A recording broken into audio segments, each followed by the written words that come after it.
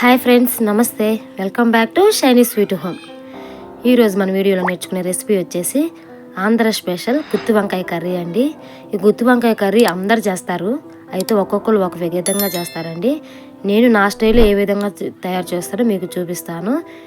Late చేయకుండా దీని తయారు విధానం చూద్దాం పదండి. గుత్తి వంకాయ కూర కోసం ఈ విధంగా ఒక ప్యాన్ పెట్టుకొని దాంట్లో 3 టేబుల్ స్పూన్ పల్లీలు వేసుకోవాలండి, అంటే వేరుశనగపప్పు. అలాగే ఒక చెక్క, 4 లవంగా, 2 యాలచి వేసి వీటిని లైట్గా ఫ్రై చేసుకోవాలి.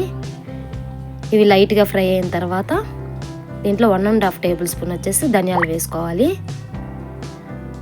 ధనియాలు కూడా జస్ట్ లైట్గా ఫ్రై అవ్వాలండి. ఇప్పుడు దీంట్లో 1 టేబుల్ స్పూన్ జీలకర్ర, 2 టేబుల్ స్పూన్ వచ్చేసి తెల్ల నువ్వులు వేసుకోవాలి.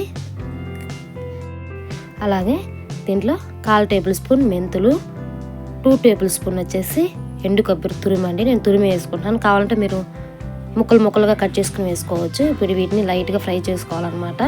ఈ విధంగా ఫ్రై చేసుకోవాలండి, ఎక్కువ మానేయకూడదు. ఇప్పుడు ఈ ఫ్రై చేసుకున్న వీటిని ఒక మిక్సీ జార్లో వేసేసుకొని దీంట్లో టేస్ట్కి సరిపడా సాల్ట్, అలాగే 1.5 టేబుల్ స్పూన్ కారం అండి, మీరు మీ టేస్ట్కి తగ్గట్టు యాడ్ చేసుకోండి. అలాగే ఇప్పుడు 1/2 టేబుల్ స్పూన్ పసుపు, ఒక 10 వెల్లుల్లి రెబ్బలు, ఒక చిన్న అల్లం ముక్కల్ని ఈ విధంగా చిన్న పీసులుగా కట్ చేసుకుని వేసుకోవాలి. అలా కొంచెం కొత్తిమీర వేసి ఇప్పుడు దీన్ని మెత్తగా గ్రైండ్ చేసుకోవాలి. చూడండి, కొంచెం వాటర్ పోసుకొని ఈ విధంగా పేస్ట్ లాగా చేసుకొని దీన్ని ఒక బౌల్లో షిఫ్ట్ చేసుకుందాం.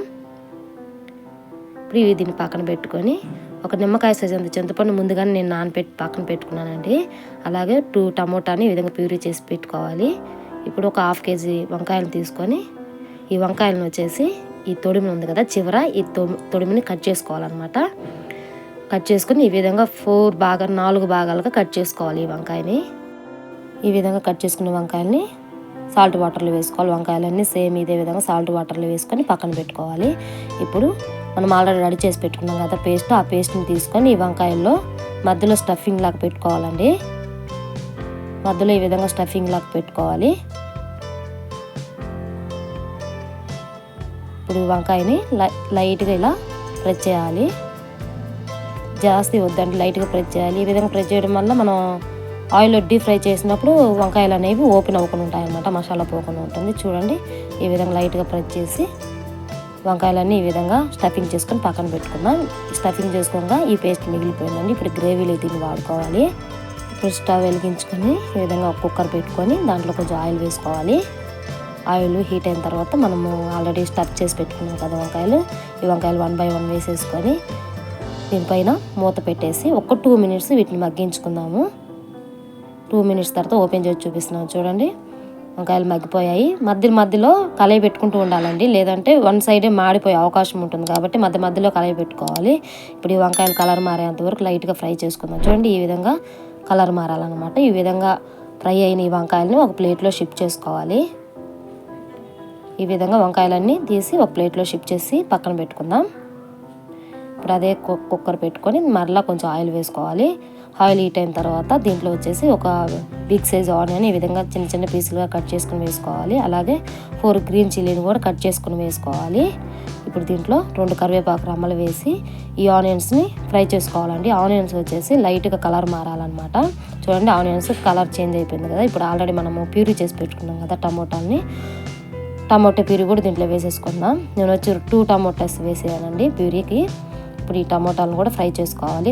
టమోటాలో చూడండి ఆయిల్ పైకి వచ్చింది కదా. ఇప్పుడు దీంట్లో మనం ఆల్రెడీ పేస్ట్ చేసి పెట్టుకున్నాం కదా మసాలా పేస్ట్, మిగిలిపోయిన ఈ మసాలా పేస్ట్ని దీంట్లో వేసేసుకుందాం.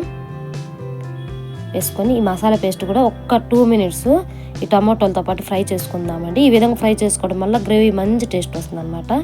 చూడండి, ఫ్రై అయిపోయింది కదా ఈ గ్రేవీ. ఇప్పుడు దీంట్లో ఈ గ్రేవీలో వచ్చేసి మనం ఆల్రెడీ ఫ్రై చేసి పెట్టుకున్నాం కదా గుత్తి వంకాయలు, ఆ గుత్తి వంకాయలు దీంట్లో వేసేసుకుందాం. ఈ విధంగా వేసుకొని ఒక్కసారి కలయి పెట్టుకొని 1 నిమిషం పాటు వీటిని మగ్గనిద్దామండి, సిమ్లోనే మగ్గనిద్దాము. 1 నిమిషం తర్వాత మనం ఆల్రెడీ నానబెట్టుకున్నాం కదా చింతపండు, ఈ చింతపండుని ఈ విధంగా ప్యూరీ తీసుకుని ఆ చింతపండు వాటర్ దీంట్లో పోసుకోవాలి.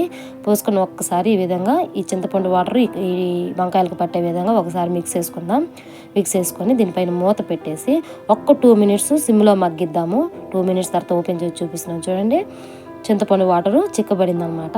ఈ విధంగా చింతపండు వాటర్లో మగ్గిస్తే చింతపండు వంకాయలకు పట్టి మంచి టేస్ట్ వస్తుందండి. ఇప్పుడు దీంట్లో కన్సిస్టెన్సీ దగ్గర వాటర్ యాడ్ చేసుకోవాలి. నేను వచ్చి 1.5 గ్లాసు వాటర్ యాడ్ చేసుకుంటున్నాను. ఇప్పుడు దీన్ని ఒకసారి ఈ విధంగా మిక్స్ చేసుకుందాం. ఈ విధంగా మిక్స్ చేసుకొని దీంట్లో ఉప్పు కారం కరెక్ట్గా సరిపోయిందో లేదో ఒకసారి చెక్ చేసుకుందాం. నాకైతే సాల్ట్ కొంచెం తక్కువ అనిపించింది, అందుకు ఇంకొక 1/2 టేబుల్ స్పూన్ సాల్ట్ యాడ్ చేసుకుంటాను. ఇప్పుడు ఈ కుక్కర్ పైన మూత పెట్టేసి క్లోజ్ చేద్దాము. ఇప్పుడు దీనిపైన విజిల్ పెట్టేసి మినిమం 1 విజిల్ వచ్చేంత వరకు ఉడికించుకోవాలి. చూడండి 1 విజిల్ వచ్చింది. ఇప్పుడు కుక్కర్లో ఎయిర్లో గాలి అంతా పోయిన తర్వాత ఇప్పుడు మూత ఓపెన్ చేస్తున్నాను. చూడండి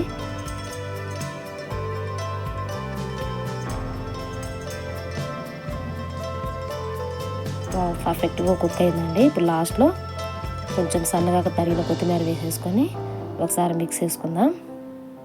అంతేనండి, మన ఆంధ్ర స్పెషల్ గుత్తి వంకాయ కూర రెడీ అయింది. ఇది వేడి అన్నంలో తింటుంటే మామూలుగా ఉండదండి, చాలా బాగుంటుంది. ఇప్పుడు మీకు కుక్ అయిందో లేదో ఒక వంకాయని చూపిస్తున్నాను. చూడండి పర్ఫెక్ట్గా కుక్ అయిందండి. వంకాయలు అయితే పర్ఫెక్ట్ కుక్ అయింది, చాలా బాగా కుక్ అయిందనమాట.